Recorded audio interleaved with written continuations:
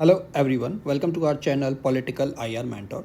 आज इस वीडियो में हम डिस्कस करेंगे जो आपका 26 जून 2025 को पॉलिटिकल साइंस का यूजीसी नेट का एग्ज़ाम हुआ है, उसकी कट ऑफ रिलेटेड हम इसमें वीडियो में डिस्कशन करेंगे। तो चलिए स्टार्ट करते हैं।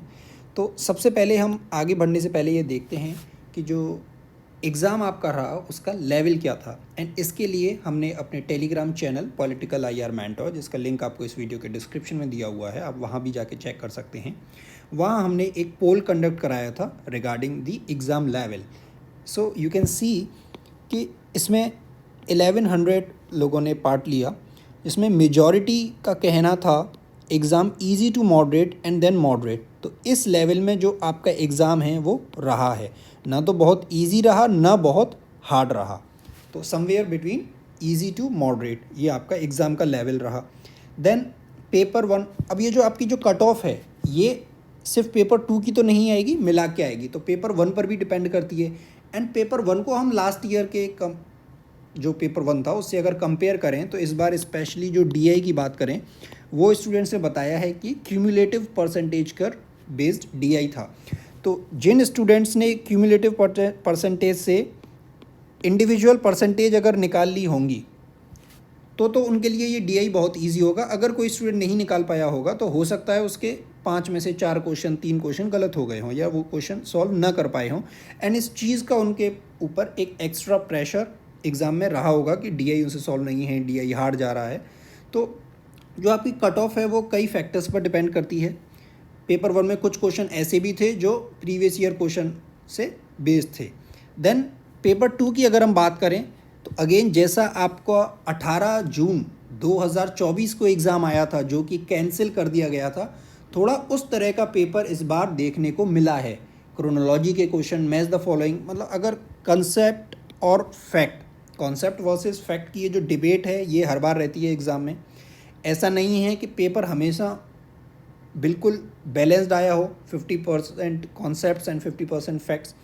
एंड अगर आप ट्रेंड की एनालिसिस देखें, आप प्रीवियस ईयर क्वेश्चंस अगर आप देखें तो आप देख रहे हैं कि एग्ज़ाम में जो एनटी है वो फैक्ट ज़्यादा पूछ रहा है। तो ऐसा नहीं है कि इस बार ये सरप्राइज़ था, सरप्राइज़ आपका 18 जून 2024 को था। एंड जब हमने इस एग्ज़ाम से 2 दिन पहले ही 18 जून वाला पेपर डिस्कस किया था, उसकी एनालिसिस की थी, हमने बताया था कि ये वाला जो एग्ज़ाम है इसमें कई सारे फैक्ट हैं, तो जो फैक्ट वाला पार्ट है उसके रिवीजन के लिए ये बेस्ट पेपर है कि उसकी एनालिसिस।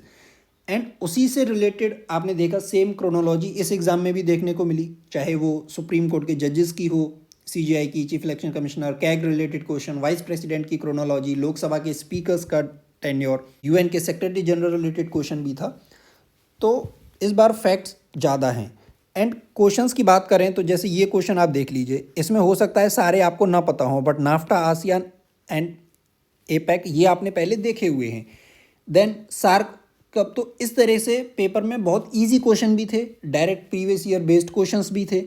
जैसे वाइस प्रेसिडेंट की क्रोनोलॉजी है तो जिसने लास्ट टाइम वाला एग्ज़ाम किया होगा तो इसकी ये सही गई होगी। देन लेकिन कुछ क्वेश्चन डिफ़िकल्ट भी थे, लेकिन डिफ़िकल्ट क्वेश्चन का जो नंबर है वो एग्ज़ाम में कम रहा। लेकिन सिर्फ डिफ़िकल्ट क्वेश्चन कम थे इसलिए ये मतलब नहीं है कि पेपर बहुत ईजी था। जब आप एग्ज़ाम में रूम में बैठ के एग्ज़ाम अटेम्प्ट करते हैं तो वहाँ कई सारे फैक्टर्स होते हैं, आप कभी कभी सही क्वेश्चन आते हुए भी जल्दबाजी में गलत कर देते हैं।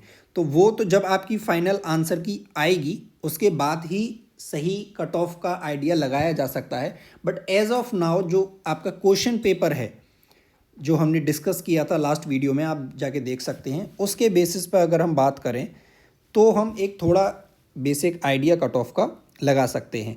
एंड ये आपकी जो लास्ट एग्ज़ाम था जो 6 जनवरी 2025 को हुआ, दिसंबर साइकिल का एग्ज़ाम, इसकी अब तक की सबसे हाईएस्ट कट ऑफ थी, 234 कट ऑफ रही जनरल के जेआरएफ के लिए। 234 मतलब ये हो गया 117 क्वेश्चन आपके जेआरएफ के लिए, यूआर कैटेगरी के लिए, एंड 210 मार्क्स नेट के लिए। देन ओबीसी और ईडब्ल्यूएस का same 226 JRF and 196 for assistant professor. Then SC का 212, एसटी का 208 जेआरएफ के लिए, एंड नेट के लिए 184 एंड 180 रिस्पेक्टिवली। तो ये जो अब हम इसमें प्रिडिक्ट कर रहे हैं ये सिर्फ इन क्वेश्चंस के बेस पर है। एक्चुअल तो जब आपकी आंसर की आ जाएगी उसके बाद स्टूडेंट्स के क्या स्कोर रहे तब भी हम एक पोल कंडक्ट कराएंगे, तो आप हमारे टेलीग्राम से जुड़ना ना भूलें। तो अभी हम सिर्फ इस क्वेश्चन के बेस पर एंड लास्ट टाइम का जो एग्ज़ाम था, जो आपका जनवरी वाला एग्ज़ाम था, उससे कंपेयर करके ये आइडिया लगा रहे हैं।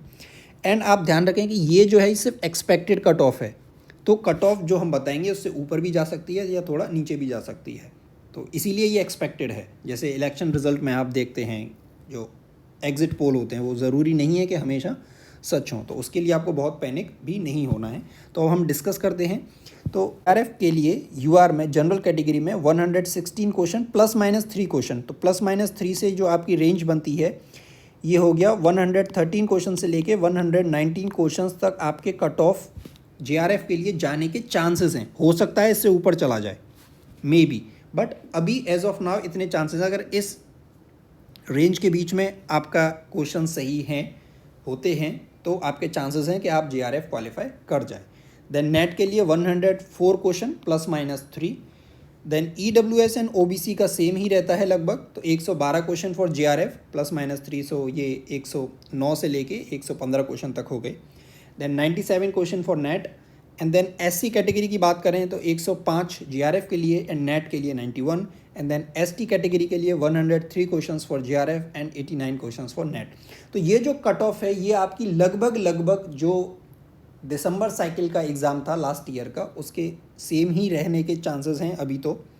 बाकी आगे डिपेंड करता है कितने स्टूडेंट्स इस एग्ज़ाम में बैठे, कितने आपके स्कोर हैं, तो वो हम जो आपकी रिस्पांस की आ जाएगी, आंसर की आ जाएगी, उसके बाद भी हम डिस्कस करेंगे, एक पोल कंडक्ट कराएंगे।